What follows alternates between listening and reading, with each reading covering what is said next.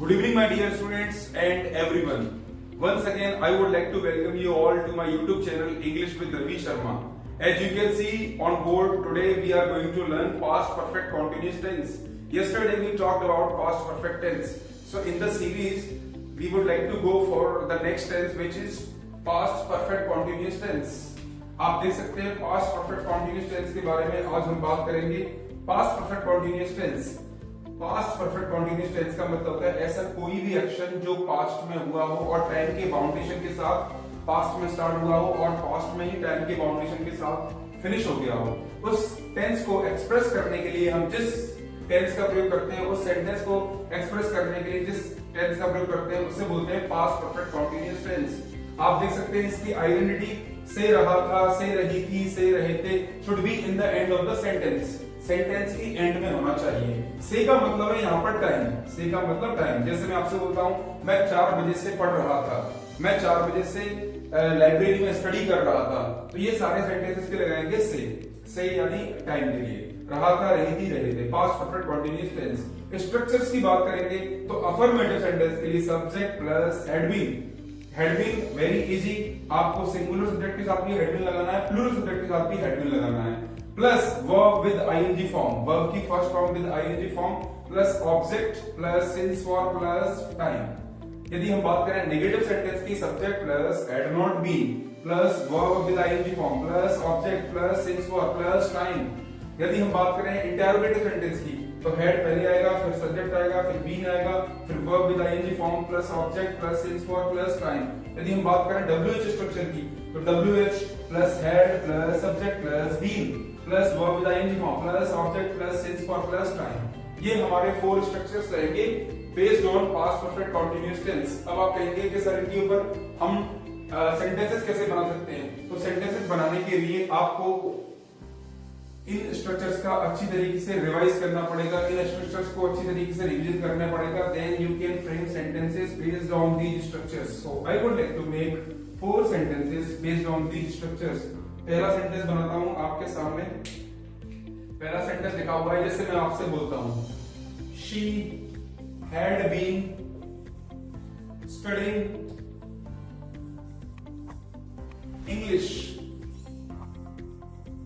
For 2 hours.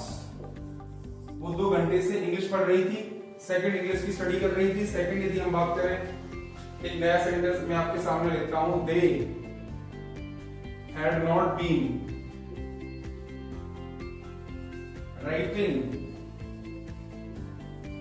that letter since Monday.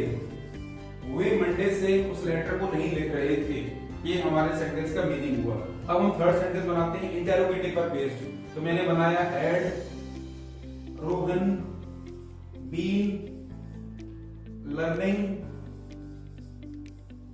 French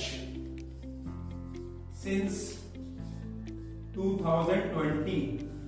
क्या रोहन 2020 से French सीख रहा था? पास्ट की बात है.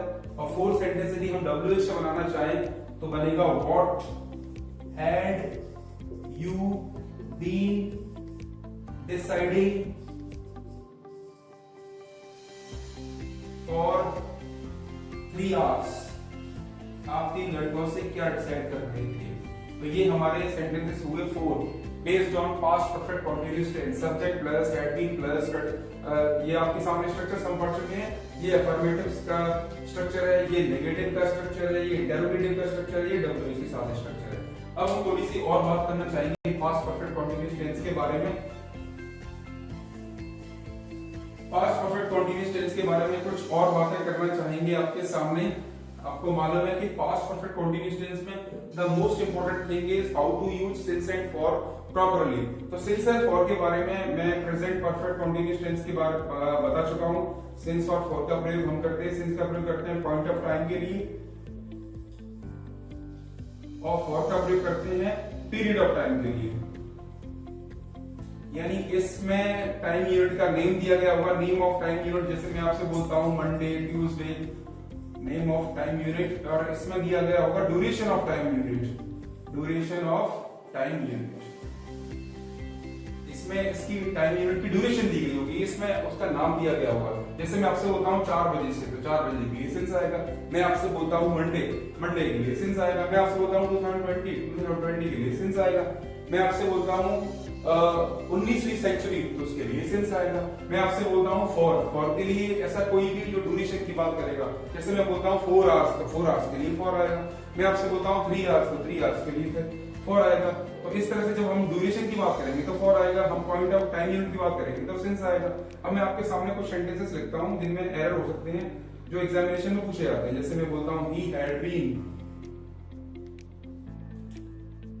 Attending that meeting for Tuesday. तो definitely the error is in for Tuesday.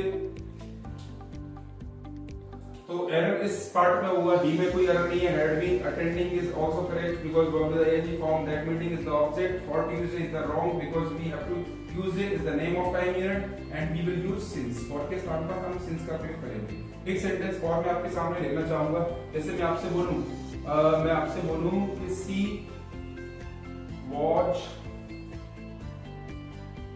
solving the questions of maths